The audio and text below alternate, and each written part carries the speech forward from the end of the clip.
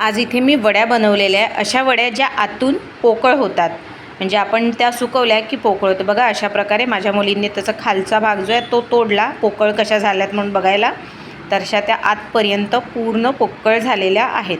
या वड्या पोकळ झाल्या म्हणजे जेव्हा आपण याची भाजी बनवतो तर या वड्यांच्या आतमध्ये रस्सा जातो आणि ही भाजी खायला खूप चवीला जबरदस्त अशी लागते.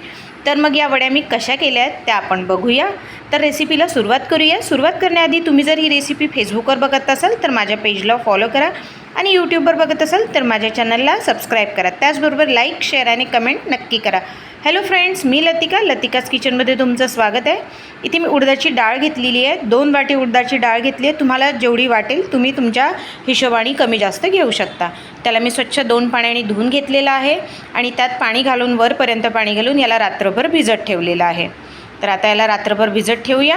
आता रात्रभर भिजत ठेवल्यानंतर सकाळी मी याचं झाकण उघडते आहे.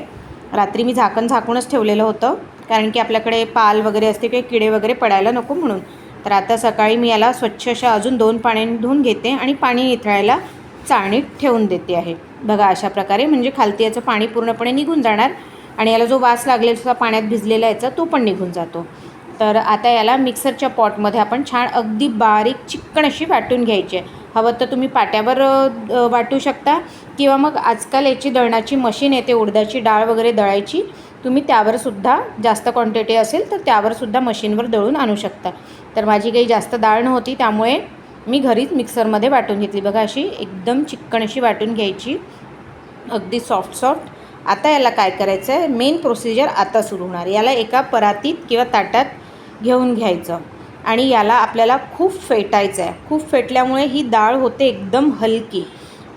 एकदम मस्त असा पाण्याचा हात घेऊन छान फेटून घ्यायचं आहे. 10 ते 15 मिनटाला सलग फेटायचं आहे आपल्याला, म्हणजे ही डाळ अगदी हलकी झाली पाहिजे आपल्याला. बघा अशा प्रकारे छान फेटून घ्यायची. त्याचबरोबर माझ्या चॅनलवर वेगवेगळ्या रेसिपीज अवेलेबल आहे. नक्की व्हिजिट करून बघा. तुम्हाला कुठली रेसिपी आवडली आणि कमेंट बॉक्समध्ये मला ते नक्की लिहून पाठवा. बघा मी थोडा वेळ फेटली तर पाण्यात टाकून पाहायचं, अगदी एकदम पटकन वर आली तर आपली डाळ फेटून छान झालेली आहे. पण आता बरोबर आलेली नाही, हळूवार आली, म्हणून मी याला अजून 5 मिनटं फेटून घेते व्यवस्थित अगदी. तर याला आता अजून फेटून घेते छानप्रमाणे आणि एका भांड्यात पाणी घेऊन त्याला टाकून बघायचं थोडं मिश्रण, आणि तो अगदी लगेच वर आला तर आपली डाळ फेटली झाली आहे आणि ती हलकी झाली आहे हे कळतं. तर याला अजून मी 5 मिनटं छान फेटून घेते आहे.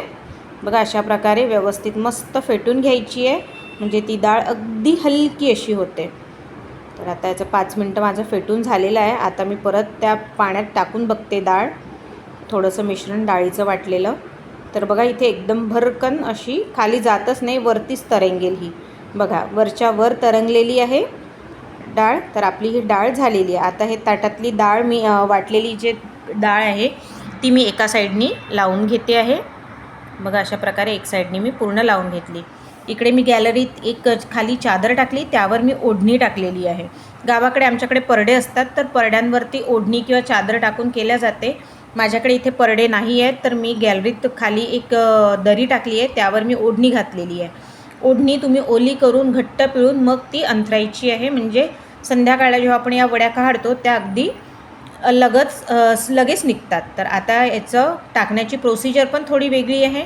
पाण्याचा हात घ्यायचा, थोडंसं डाळीचं मिश्रण घ्यायचं, मुठीनी वरती काढायचं आणि नखावर घेऊन ती करायची, म्हणजे ही वडी आहे ती आतून पोकळ असे गोल वड्या बनतात छान. बघा मी इथे दाखवतच आहे करताना.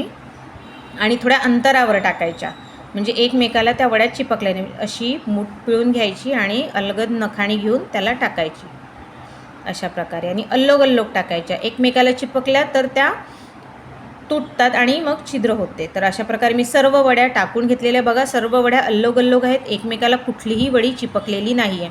याला दिवसभर छान कडक उन्हात वाळू देणार. कडक ऊन असेल त्या दिवशी या वड्या करायच्या, म्हणजे एका दिवसात या वड्या वाळायला हव्या, कारण की थोड्या जरी ओलसर असेल तर मग त्याला आंबट वास लागतो, म्हणून ज्या दिवशी कडक ऊन असते त्या दिवशी या वड्या घालायच्या. तर आता वड्या सुकलेल्या आहेत. आता मी बघा ओढणीवरच्या वड्या अशा छान काढून घेते. बघा किती छान वड्या निघालेल्या आहेत. पूर्ण वड्या काढून घेते. आता मी हे बघा छान गोल वड्या झालेल्या आहेत. बघा इथे मी पूर्ण वड्या काढून घेतल्या आहेत, अगदी हलक्या झाल्या आहेत. आता याला मी 2 दिवस परत याला छान उन्हात वाळून घेईल. बघा अशा प्रकारे पोकळ झाल्यात. माझ्या मुलींनी त्या खालती छिद्र करून पोकळ झाले की नाही ते बघायसाठी छिद्र करायच्या, म्हणजे खूप त्यांना मजा येत होती, तर त्यांनी छिद्र केलं. आता हलक्या थोड्या ओल्या आहेच, तर याला उद्या आणि परवा 2 दिवस मी अजून परत वाळत घालते आणि मग छान सुकल्या की आपण त्याला स्टोअर करून ठेवू शकतो. आरामात 2-3 वर्ष या पुरतात. पण 2-3 वर्ष पुऱ्यासाठी वड्या राहतच नाही, कारण की याची भाजीच खूप टेस्टी लागते. तर वड्या सुकलेल्या आहेत. इथे मी अजून एक वडी तुम्हाला तोडून दाखवते. बघा इथे मी एक वडी घेतली. बघा ही वडी पूर्ण अख्खी सलग आहे, कुठूनही तुटली फुटली नाही आहे. आता याला तोडते. बघा ही आतून किती छान अशी पोकळ झालेली आहे. म्हणजे भाजी केली की या पोकळ वडीमध्ये रस्सा जातो आणि चवीला खूप जबरदस्त लागते. तर कशी वाटली तुम्हाला हे वाळवणीचा पदार्थ ते मला नक्की कमेंट बॉक्समध्ये लिहिला. पुढच्या वेळेस मी याची भाजीसुद्धा कशी करायची ते सुद्धा सांगेल. तर मग करून बघा, खाऊन बघा, मित्रांना शेअर करून बघा. तर भेटूया पुढच्या रेसिपीत. तोपर्यंत बाय.